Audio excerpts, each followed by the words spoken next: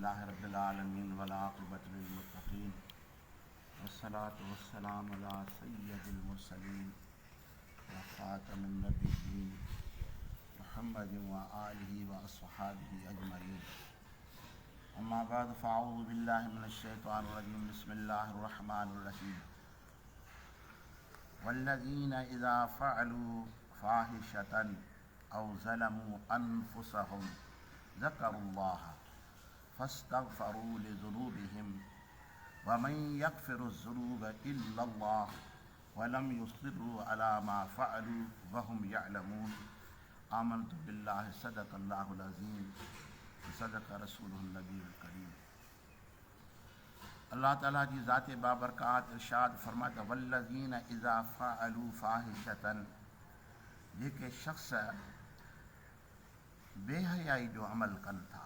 फ़ाहिशतन मां मुराद सगीरा गुनाह कबीरा गुनाह कनि था। औ ज़लमू अनफ़ुसहुम, या पंहिंजी जानिन ते ज़ुल्म कनि था। पंहिंजी जानिन ते ज़ुल्म करण मां मुराद हिन गुनाह जो कमु अमदन न करणु, ॼाणी वाणी न करणु। इज़ा फ़अलू फ़ाहिशतन मां मुराद ॼाणी वाणी गुनाह जो कमु कनि था। यानी ख़बर अथनि त हीअ गुनाह आहे, इन जे बावजूदि बि उन्हनि खां लग़्ज़िश थी वञे, गुनाह करे था विहनि, या अणॼाती तरह सां लाइल्मी जे सबब जे करे उन्हनि खां गुनाह थी थो वञे। अल्लाह ताला जी ज़ात बाबरकात में त ज़करुल्लाह फ़स्तग़फ़रू लिज़ुनूबिहिम, उन्हनि खे अल्लाह यादि अची थो वञे ऐं उहे पंहिंजे गुनाहनि जी पंहिंजे रब खां माफ़ी घुरनि था। यानी ॾोह करण खां पोइ, गुनाह करण खां पोइ उनखे जॾहिं रब करीम यादि अची वञे, अल्लाह जी ज़ात यादि अची वञे त फ़ौरन ख़ुदा जे तरफ़ ॾे रुजू कनि था ऐं पंहिंजे गुनाहनि जी पंहिंजे रब करीम खां माफ़ी घुरनि था। जीअं हिकिड़ो शख़्स बीमार थी पए, मर्ज़ु उनजे मथां लाहिक़ थिए त अकुलमंद माण्हू जल्दी कंदो आहे उनजे इलाजु कराइण में, भॼंदो आहे डॉक्टर ॾे त मथां हीअ बीमारी वधी वञे ऐं उनजे इलाज में जल्दी कंदो आहे त जल्दी इलाजु करायां, मुंहिंजी जान खे नुक़सानु न थिए। अल्लाह ताला जी ज़ात बाबरकात फरमायो अल्लाह जा बाना अहिड़ा आहिनि, जॾहिं उन्हनि खां का लग़्ज़िश थी वञे, गुनाह थी थो वञे त फ़ौरन रब जे तरफ़ ॾे भॼंदा था अचनि ऐं ख़ुदा जे तरफ़ ॾे रुजू कनि था। रब जी बारगाह जे अंदरि रोई करे लीलाए करे पंहिंजे रब करीम खां माफ़ी घुरनि था। फरमाए त वमन यग़फ़िरुज़्ज़ुनूब इल्लल्लाह, केरु गुनाहनि जी माफ़ी ॾींदो सिवा अल्लाह जे, उहो करीम रब आहे। डॉक्टर ॾे वञ त पैसा वठी पोइ इलाजु कंदो, हकीम ॾे वञ त एवज़ वठी पोइ दवा ॾींदो आहे, पर करीम रब उहो आहे जेको रब जी बारगाह में अची माफ़ी घुरे थो। अल्लाह उनजो एवज़ उनखां नथो वठे, बग़ैर कंहिं हिसाब किताब जे उनजा गुनाह बि बख़्शे थो ऐं अल्लाह ताला जी ज़ात बाबरकात उनजे मथां पंहिंजी रहमत बि फरमाए थो। फरमाई त वमन यग़फ़िरुज़्ज़ुनूब इल्लल्लाह, केरु आहे जेको गुनाहनि खे बख़्शे सिवा अल्लाह जे, उहो करीम आहे, उहो रहीम आहे। हिन जे तफ़सीर जे अंदरि ॿ सहाबी सगोरा आहिनि जंहिंजे हक़ में हीअ सूरत मुबारक नाज़िल थी, हीअ आयत मुबारक नाज़िल थी। ॿई अंसार सगोरा आहिनि, पाण में दोस्ती आहे, यारी आहे। पोइ हिकिड़ो अंसारनि मां हिकिड़ो जिहाद ते रवानो थिए थो पियो, ॿिए पंहिंजे दोस्त खे चयो त मुंहिंजो नालो लिखिजी वियो आहे, मां जिहाद ते वञा थो पियो ऐं तुंहिंजो नालो न लिखियो, वरी ईअं वरी कॾहिं तुंहिंजो वक़्तु ईंदो, पर हाणे मां वञा थो त मुंहिंजी घर जी पारत हूंदी तोखे, वञा मुंहिंजो अयाल आहे, बचा आहिनि। हीउ मुजाहिद जॾहिं जिहाद जे तरफ़ ते रवानो थी वियो त कुझु ॾींहंनि खां पोइ उनजी दोस्त जी घरवारी सहाबियात मां ऐं उन बीबी चयो त मूंखे गोश्त जी ज़रूरत आहे, बाज़ार मां वठी आणे ॾे। हाज़ुर पोइ हू गोश्त बाज़ार मां वठी खणी आयो। जॾहिं दर अची खड़काई, उहा ख़ातून दर ते आई गोश्त वठण जे लाइ, हुन हथु ॿाहिरि कढियो त हिन बदनीयती सां हुनजे हथ खे हीअं हथु मिलाया, गोश्त बि ॾिनई, हुनजी ॿाह खे हीअं हथु मिलाई, औरत गोश्त वठी हली वई घर में। फ़ौरन हिनखे अल्लाह जी ज़ात बाबरकात यादि अची वियसि, हीअ तो छा कयो? हर गुनाह गुनाह हूंदो आहे, पर तोखे त तुंहिंजो भाउ इहा ज़िमेवारी सौंपी वियो त मुंहिंजे घर जी तूं हिफ़ाज़त कजां, तूं हेॾी ख़यानत कई आहे। पोइ सहाबी झंगल जे तरफ़ ॾे रवानो थी वियो, उते वञी पंहिंजे मुंहं में चंबा बि हयईं, मिटी खणी पंहिंजे मथे में बि विधाई। जेसि ताईं इस्लाम जो लश्कर मोटी अचे तेसि ताईं इहो झंगल में डुकंदो फिरंदो पियो अचे अलाह खां माफ़ी घुरंदो पियो अचे त मां वॾी ख़यानत कई आहे, मां वॾो गुनाह कयो आहे। जॾहिं हबीब करीम सल्लल्लाहु अलैहि वसल्लम मुजाहिदनि सां गॾु मोटी आया त उनजो दोस्त जॾहिं पंहिंजे घर में वियो त पंहिंजी घरवारी खां पुछा कि मां जो फ़िलहाल खे पारत करे भला दे ख़बर, उन ख़्यालु कयो कि अहिड़े जो घरवारी चएसि त अहिड़े दोस्त खां बि न भली आहे।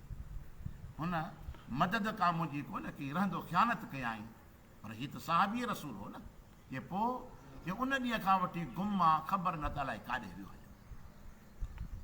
ॾिठी कुझु ॾींहंनि खां पोइ वञी हुनखे ॻोल्हे लधाई कि अदा तोखां छा बि थी आहे, पर हुनजी ॾिठई त हालात हुनजी ख़राबु आहे ऐं हुनजी हैयत ॿुधाए थी पई, ख़ुदा जे ख़ौफ़ में हू वीरान थी चुको आहे, रोए थो पियो कि वाक़ई मूंखां ग़लती थी वई, गुनाह थी वियो, कि हाणे गुनाह थी वियो आहे, पर हुन अलाह जो दरवाज़ो बंदि त कोन थियो आहे। उहो करीम रब आहे जेको ॿारनि जे मथां महिरबानी आहे। हाणे हल त मां तोखे महबूब जी बारगाह में वठी थो वञां, छोजो अलाह तरीक़ो बि त इहो ॾिनो आहे न त जॾहिं तव्हां खां का लग़्ज़िश थी वञे, गुनाह थी वञे त पोइ तव्हां मुंहिंजे महबूब जे तरफ़ ऐं सोने महबूब जी बारगाह में तव्हां रुजू कयो।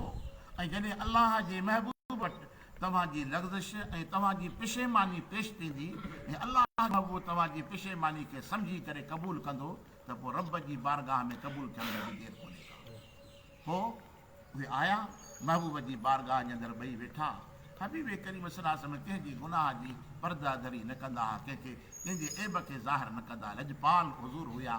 हुनजी हैयत खे व्यक्ति ॾिसी करे सम्झी विया ऐं अलाह जे महबूब जी बारगाह में हुन सहाबी अंसार सां गॾु ॻाल्हि करण जी कोशिशि कई त अलाह जे महबूब खे मना फरमाई, न बसि ॻाल्हि न कर।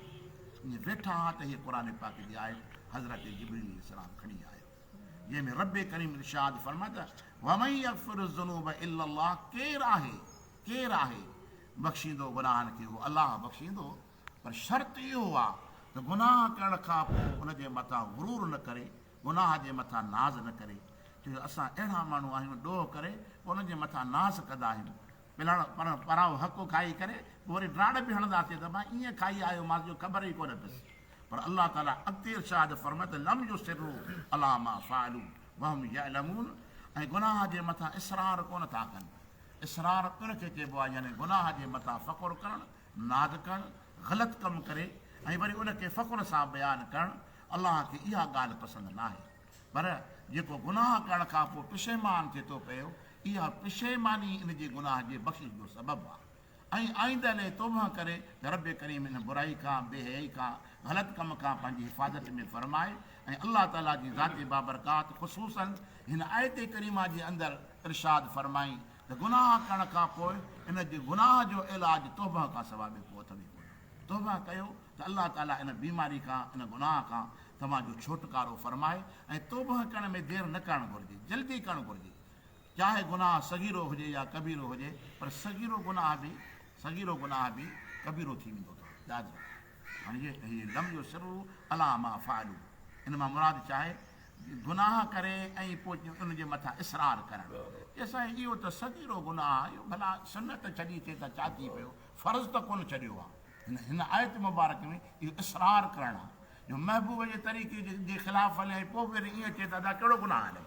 सुहिणे महबूब जो जी सुनत खे तो तरक़ कई, हमेशह जे लाइ हुनजे मथां तूं इन हाल में रही थो। पोइ बि वरी चयो जॾहिं तोखां केरु ॻाल्हि थो करे, सही सुनत आहे, को फ़र्ज़ु कोन्हे, बुधी न।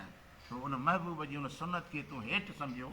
अलाह ताला फर्ज़ु इहो इसरार करणु आहे, गुनाह खे गुनाह करे सम्झो। गुनाह खे इहो अल्लामा इक़बाल रहमतुल्लाह ताला खे कंहिं चयो हो त तूं आशिक़ रसूल आहे, तूं ॾाढी छो नथो रखी, त रोई वेही रहियो, त मुंहिंजी ख़ता आहे, मुंहिंजी ग़लती आहे। कहिड़ो बि हुजे अमल, उनखे ईअं न सम्झे, घटि न सम्झे, बल्कि महबूब जी सुनत आहे त उनजी वॾी इज़त आहे, वॾो मर्तबो आहे।